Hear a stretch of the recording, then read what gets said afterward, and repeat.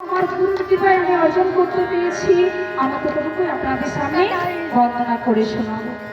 তাই দেখুন মা, আজ পদকর্তা মহাজনে কি বলছে জানো না, ভক্ত বড় সত্য কথা পণ্ডিত রইল বসে। ভক্ত বড় সত্য কথা পণ্ডিত রইল বসে, আর গাছের ফলটি গাছে রইল বৃত্ত গেল খুশি। তাহলে আচ্ছা বলুন তো ভগবানকে যে পায় একমাত্র তার ভক্ত পায়। তাহলে ভক্ত বড় সত্য কথা পণ্ডিত রইল বসে। পণ্ডিত কি আর ভগবানকে পায় বাবা? পণ্ডিতের ভক্তি থাকে না, পণ্ডিতের থাকে পাণ্ডিত্য। আচ্ছা বলুন তো বাবা, পাণ্ডিত্য দিয়ে কি হওয়া যায়? বড় ডাক্তার হওয়া যায়, বড় মাস্টার হওয়া যায়, ডিগ্রি অর্জন করা যায়, কিন্তু ভগবানের কৃপা পাওয়া যায়। তাহলে ভক্ত বড় সত্য কথা পণ্ডিত রইল বসে। বড় দেহতত্ত্বের কথা মা, এই যে আমাদের দেহ, এই যে কলিযুগের দেহটা, এই দেহটি কত হাতের লম্বা বাবা? 3.5 হাতের লম্বা। যাদের বাড়িতে সৃষ্টি মন্ত্র গ্রন্থ আছে তারা সেইখানে আমার কথাটা মিলিয়ে দেখবে। সত্য যুগে আমরা ছিলাম নিজ নিজ হাতে 28 হাত লম্বা। তাহলে সত্য গেল। ত্রেতা যুগে দেখলাম তার হাতে কত মা? 14 হাত লম্বা। তাহলে সত্য ত্রেতা গেল। দ্বাপর যুগ হয়ে গেল তার হাতে কত? 7 হাত লম্বা। আর এই কলিযুগে হয়ে গেল 3.5 হাতের লম্বা। তাহলে বৃক্ষের ফল বৃক্ষে রইল বৃত্ত গেল খুশি। এখানে বৃক্ষের ফল মানে কি মা? এই যে আমাদের 3.5 হাতের দেহ বৃক্ষটা, তার ফলের নাম হচ্ছে আত্মা। আত্মার কি কোনোদিন বিনাশ আছে? আছে কি? কখনো বিনাশ নেই। আর আত্মা না থাকলে আমরা শ্বাস প্রশ্বাস নিতে পারতাম? এতক্ষণ হরিবাসরে এই হরিনাম শ্রবণ করতে পারতাম? আত্মা না থাকলে আমরা শ্বাস প্রশ্বাস নিতে পারতাম না। তাহলে এখানে বৃক্ষের ফল মানে মা এই যে আমাদের 3.5 হাতের দেহ বৃক্ষ, তার ফলের নাম হচ্ছে আত্মা। আত্মার কোনোদিন বিনাশ হয় না মা। ও মা, আমি অনেক জায়গায় কীর্তন করতে গিয়েছি, অনেক মায়েরা বাবারা কি বলে জানো তো? বলো মা, এই যে আমরা ভগবানের নাম করছি, এত জপ করছি, অথচ আমাদের শরীরে কত ব্যাধি, কত যন্ত্রণা। বলো তো ভগবানের এমন কি বিচার? তার তো বিচার সারা জীবন। সারা জীবন তোমার নাম করে যাচ্ছি, জপ করছি, অথচ সারা শরীরে কত ব্যাধি, কত যন্ত্রণা। ও মায়েরা, এই যে আমাদের দেহটা আছে না, 3.5 হাতের দেহটা, এই দেহটা কিন্তু ভগবান দেন না। এই দেহটা তৈরি হয়েছে বাবা মায়ের অবদান। পঞ্চভূতে বিধান হয় আর পঞ্চভূতে সৃষ্টি হয়। তাহলে দেহটা দিয়েছেন কি মা? দেহটা দিয়েছে বাবা মা।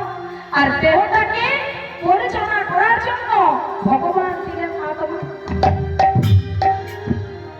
আচ্ছা বলো তো কাকু, এখন দেহের খাবার আর আত্মার খাবার কি এক?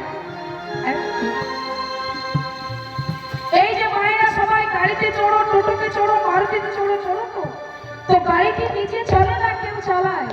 কেউ তো চালায় না। তাহলে যে চালায় তাকে বলা হয় ড্রাইভার, তিনি গাড়ি নিয়ে যায়। তোমা, গাড়িটি চালানোর জন্য যেমন ড্রাইভার আছে, তেমনি আমাদের আত্মারূপে গাড়ি চালানোর জন্য ড্রাইভারটিও কিন্তু বসে আছে। এখন গাড়ির খাবার আর ড্রাইভারের খাবার কি এক? গাড়িতে কি খাবার লাগে মা? ডিজেল পেট্রোল লাগে। আর গাড়িটা যিনি চালান তার কি লাগে? তার লাগে ভাত, রুটি, মুড়ি। আচ্ছা বলো তোমা, ওই গাড়ির খাবারটা যদি ড্রাইভারকে দেওয়া যায়, সে কি বাঁচবে? বাঁচবে। আর ড্রাইভারের খাবারটা যদি গাড়িকে দেয়, গাড়িটা চলবে? চলবে না। তাহলে আমাদের এই হরিবাসরে বসে ভেবে নিতে হবে, আমাদের দুটি জিনিস আছে, দুটি জিনিসের তত্ত্ব কিন্তু আলাদা। এই যে মায়েরা সবাই গাড়ি চালা খাওয়া দাওয়াটি করে এই হরিবাসরে এসেছে। আমার যখন হরিবাসর থেকে বাড়ি ফিরে যাবেন এই শরীরটিকে পরিচালনা করার জন্য, ঠিক রাখার জন্য আবার কথা তোমা এই হরিবাসের আজ আমরা কি জন্য উপনীত হয়েছি না, যিনি আত্মা হয়ে ড্রাইভার হয়ে গাড়ি চালাচ্ছে তার খাবার তো প্রয়োজন আছে, তো তার খাবারের জন্যই আমরা সৎসঙ্গে হরিবাসরে এসেছি। সৎসঙ্গে স্বর্গবাস আর অসৎসঙ্গে পদে পদে সর্বনাশ। তাই তোমা ওই জন্য পদকর্তা মহাজন কি বলেছে জানো না, সংসারী হয়েও না সংসারী সাজো। সংসারে ছেলে মেয়ে স্ত্রী পুত্র সবই থাকবে মা, সংসারী হয়েও না সংসারী সাজো। আবার কি বলছে যে সাধু সেজো না সাধু হও। মাগো সাধু সাজা কিন্তু সহজ। আমি যদি এখান থেকে গিয়ে একটি গেরু অবসরে কাপড় পরে ত্রিশূল নিয়ে ঘুরি না মা, তাহলে কিন্তু সাধু হয়ে গেল।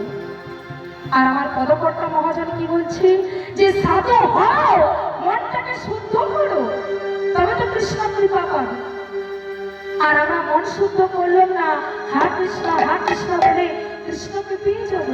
কৃষ্ণকে পাওয়া তো সামান্য ব্যাপার নয় না। তো আজ আমরা কি জন্য এখানে উপনীত হয়েছিলাম, ভগবানের নাম দিয়ে আমাদের আত্মাটাকে, এই আত্মাটাকে পবিত্র করার জন্য আমরা সৎসঙ্গে হরিবাস করে এসেছি।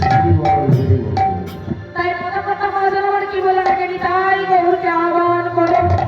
কেমন করে? ওই আমার শ্রী গৌরাঙ্গ বলিতে হবে, গৌরাঙ্গ বলিতে হবে,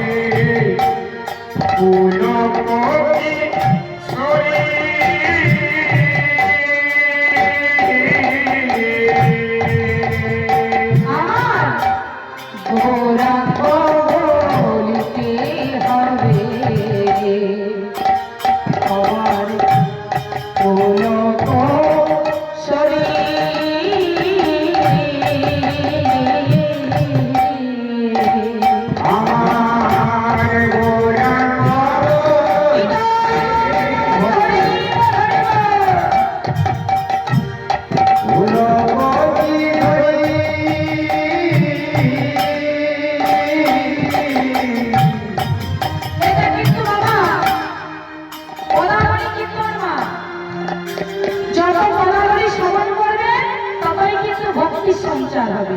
কারণ পদাবলী গান কিন্তু এক নয়। এই পদাবলী গাইতে গাইতে আমি বাবা মাদের একটি কথা বলতে চাই। কি কথা না, প্রথমে হচ্ছে পিতা মাতার ভজন, তারপর হচ্ছে নিতাই গৌরের ভজন, তবে কিন্তু রাধা কৃষ্ণ ভজন। অনেকে আমরা রাধা কৃষ্ণ ভজন করেছি, নিতাই গৌরের ভজন করি না, আর পিতা মাতাকে ভক্তি সেহ করি না। তাহলে কিন্তু তোমার করাটাই ভুল হবে। আপনি যতই জপ করুন, যতই মালা করুন, ওরাই ভুল হয়ে যাবে। আমি প্রথমে যদি না 1 2 3 যদি না পড়ি, তাহলে যদি আমি মেদিনীপুর কলেজে ভর্তি, আমাকে কি ভর্তি নেবে? নেবে না। ঠিক দেবে। আমরা যদি নিতাই গৌরকে না রাখি, পিতা মাতাকে যদি না ভক্তি সেবা না করি, তাহলে কৃষ্ণ ভজনের অধিকার পাওয়া যাবে না। শাস্ত্রে কি বলছে? হে নিতাই রাধা কৃষ্ণ পাইতে না, নিতাইকে পাপ দিলে রাধা কৃষ্ণকে পেলে অপরাধ হয়ে যাবে। আবার কি বললেন? হে নিতাই বিনে ভাই গৌর নাহি পায়, আর গৌর বিনে ভাই বোঝে নাহি যায়, আর বোঝে না গেলে রাধা কৃষ্ণের চরণ কি পাওয়া যাবে না? তাহলে সবই কিন্তু ধাপে ধাপে হবে। এই যে ভজনের আসরে মায়েরা এসেছে, এই ভজনের হাত পাতা ভেঙে যাবে। তাই কি বললেন? আগে নিতাই গৌরকে আহ্বান করো। কেমন করে? ওই আমার শ্রী গৌরাঙ্গ বলিতে হবে।